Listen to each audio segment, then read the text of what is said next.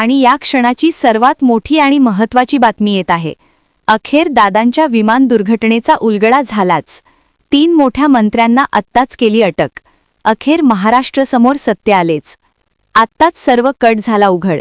यामध्ये या मोठ्या पक्षाचे मोठे मोठे नेतेही सहभागी, ज्यांच्यावर संपूर्ण महाराष्ट्राने विश्वास ठेवला होता। त्यांनी सगळा कट रचला। 10 दिवस आधी सर्व प्लॅन झाला होता। नेमकं यामध्ये कोणकोणत्या नेत्यांनी, कोणत्या मंत्र्यांनी, कशा प्रकारे सर्व ठरवलं होतं, याचा सर्वात मोठा धक्कादायक खुलासा आपण आणला आहे। फक्त तुम्ही पूर्ण शेवटपर्यंत व्हिडिओ बघा, कारण की व्हिडिओच्या शेवटी आपण तुम्हाला या सर्व नेत्यांची यादीच वाचून दाखवणार आहेत। या सर्वांची नावे ऐकून अक्षरशः तुमच्या पायाखालची जमीन सरकेल आणि तुम्हाला एक मोठा आश्चर्याचा धक्का बसेल, कारण की हे सर्व मोठे नेते या मोठ्या पक्षाचे मंत्री आहेत। त्या सर्वांनी कशा प्रकारे सर्व घातपात घडवला याची सर्वात मोठी गुप्त माहिती आपण व्हिडिओतून तुम्हाला पुढे सांगणार आहेत। त्यामुळे पूर्ण शेवटपर्यंत व्हिडिओ बघा। कालच दादांच्या विमान दुर्घटनेत नेमकं काय झालं या संदर्भात 22 पानी अहवाल सादर करण्यात आला। त्यामध्ये असे काही धक्कादायक खुलासे झाले। त्यानुसार दादांचा नेमकं घातपात आहेत की अपघात आहेत याचा उलगडा झाला आहे। त्यामध्ये ज्या गोष्टींचा उल्लेख करण्यात आला त्यानुसार दादांसोबत नेमकं शेवटच्या मिनिटांमध्ये काय झालं होतं, सर्व कशा प्रकारे अपघात झाला, त्याची सर्वात गुप्त माहिती आपल्या हाती लागली आहे। ही सर्व माहिती आता आपण तुम्हाला उघडपणे सांगणार आहेत। कालचा जो अहवाल आला त्यानुसार दादांचं विमान आधी झाडावर धडकलं होतं आणि त्यानंतर ते जमिनीवर आदळलं। म्हणजे जे वैमानिक आहेत त्यांच्याकडूनच ही सर्वात मोठी चूक झाली होती आणि त्यामध्ये 5 बळी गेलेत। नेमका राज्याचे उपमुख्यमंत्री इतक्या मोठ्या पदाचा व्यक्ती त्यामध्ये जीव गमावून बसला। परंतु यामध्ये अजून कोणता गुप्त घातपात झाला याची सुद्धा आपण माहिती पुढे तुम्हाला व्हिडिओत सांगणार आहेत। फक्त पूर्ण व्हिडिओ शेवटपर्यंत बघा। अजिबात अर्धवट व्हिडिओ सोडू नका। पुढे मी तुम्हाला सगळे माहिती सांगत चालणार आहेत।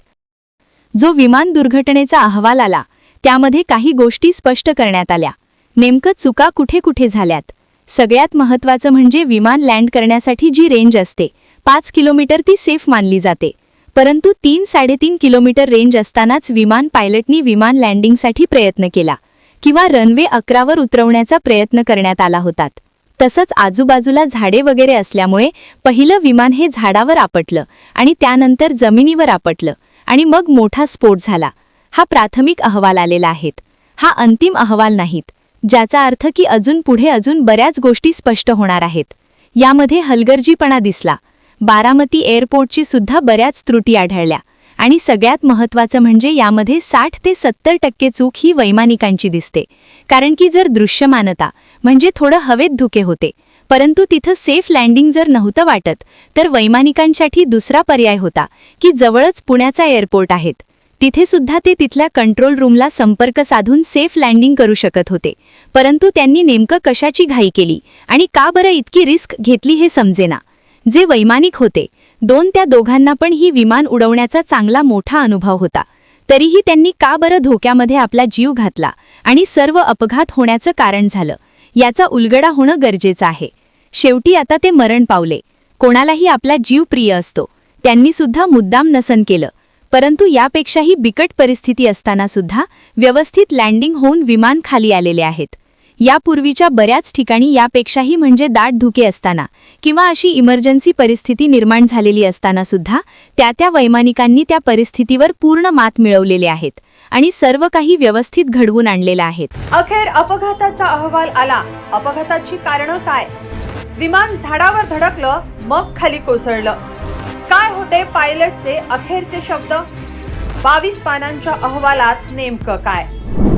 बारामतीत अजित पवारांच्या विमान अपघाताला महिना पूर्ण झाला। विमान अपघात कसा झाला, चूक कुणाची होती, शेवटच्या क्षणी काय घडलं या प्रश्नांची उत्तरं देणारा अहवाल अखेर समोर आलाय।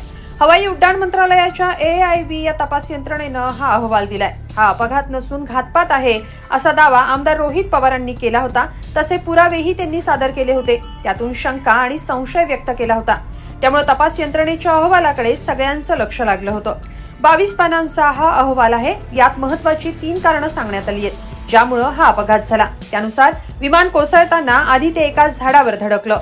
कमी दृश्यमानता असताना पायलटनं गो अराउंडचा पर्याय निवडला नाही आणि सगळ्यात महत्त्वाचं विमान अपघाताच्या काही सेकंदांनी वैमानिकांचं संभाषण देखील या अहवालातून समोर आलंय। त्यानुसार पायलटनं शेवटी मेडे मेडे म्हणण्याऐवजी ओ शिट असं म्हटल्याची माहिती अहवालात देण्यात आली आहे. काय आहे या अहवालात पाहूया. 28 जानेवारी रोजी अजित पवारांसह 5 जणांचा विमान अपघातात मृत्यू झाला. या संदर्भात प्राथमिक अहवाल समोर आलाय. यात कमी दृश्यमानता म्हणजे व्हिजिबिलिटी, VFR नियमांचं संभाव्य उल्लंघन आणि अनकंट्रोल एअरफील्डवरच्या सुरक्षा त्रुटी यावर भाष्य केलंय.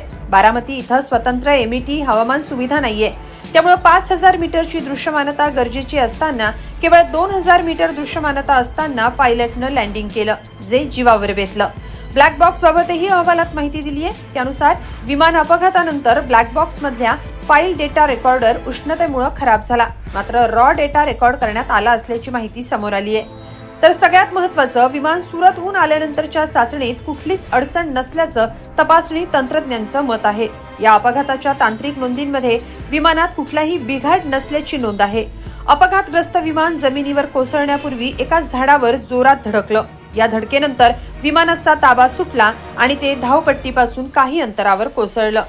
अहवालातल्या माहितीनुसार रनवे 11च्या 50 मीटर डाव्या बाजूला विमानाचा शेवटचा आघात झाला. हे विमान धावपट्टीवर उतरण्याऐवजी बाजूला असलेल्या झाडांना धडकलं आणि त्यानंतर भीषण आग लागली. विमान अपघाताच्या काही सेकंद आधी वैमानिकांचं संभाषण देखील समोर आलंय. पायलटनं शेवटी मेडे मेडे म्हणणं अपेक्षित होतं, पण पायलटचे अखेरचे शब्द हे ओ शिट असे होते, असं अहवालात सांगण्यात आलंय. त्यामुळं हा अपघात मानवी चुकांमुळे झाल्याचं सूतोवाच अहवालात करण्यात आलंय. या अहवालामुळे रोहित पवार जे आरोप करतायत त्यात तथ्य असल्याचं आढळून येत आहे.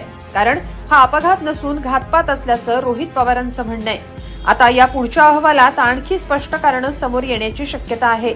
पण या सगळ्यावर तुम्हाला काय वाटतं, कमेंटमध्ये नक्की लिहा. ATC सोबतचा तुटलेला कॉन्टॅक्ट, इंजिन मधले झालेले स्फोट, VIP प्रोटोकॉलचं उल्लंघन, डिजिटल फुटप्रिंट आणि CCTV, गुप्तचर यंत्रणांचे अपयश, फॉरेन्सिक रिपोर्ट जे आहेत, high speed impact, international crash याची संदिग्धता, रडारवरून विमान गायब होणे आणि बॅगेतील महत्वाचे दस्तऐवज, हे असे अनेक प्रश्न आहेत की ज्यात अजूनही ते कोडं उलगडलेलं नाही. म्हणून महाराष्ट्र या विमान दुर्घटनेवर घातपाताचा संशय व्यक्त करतोय आणि मरीन ड्राईव्ह पोलीस स्टेशननी FIR न घेतल्यामुळं किंवा 0 FIR न केल्यामुळं, त्याचप्रमाणे बारामती सुद्धा पोलीस स्टेशननी FIR न घेतल्यामुळं ही शंका आणखी बळावते आहे. आणि म्हणून एका महिन्यात अजितदादांसारख्या इतक्या मोठ्या नेत्याच्या विमानाच्या दुर्दैवी अपघातानंतर महाराष्ट्राच्या हाती काय आलं तर शंकेचं काहूर. अजूनही साहिल मदन, यश, सुमित कपूर हे तिघही कुठे आहेत? कालपर्यंत मी दोघांची नावं घेत होतो, आज मी तिसरा नाव घेतोय, सुमित कपूर. कारण सुमित कपूर बद्दल अनेक गोष्टी आता सोशल मीडियाच्या माध्यमातून यायला लागल्यात की तो कॅलिफोर्नियात असावा, कोणी म्हणतं मुलीकडे गेलेला असावा. जर तो अमेरिकेत असेल तर त्याला अमेरिकेत जाऊन सुद्धा शोधण्याची भविष्यात तयारी ठेवा.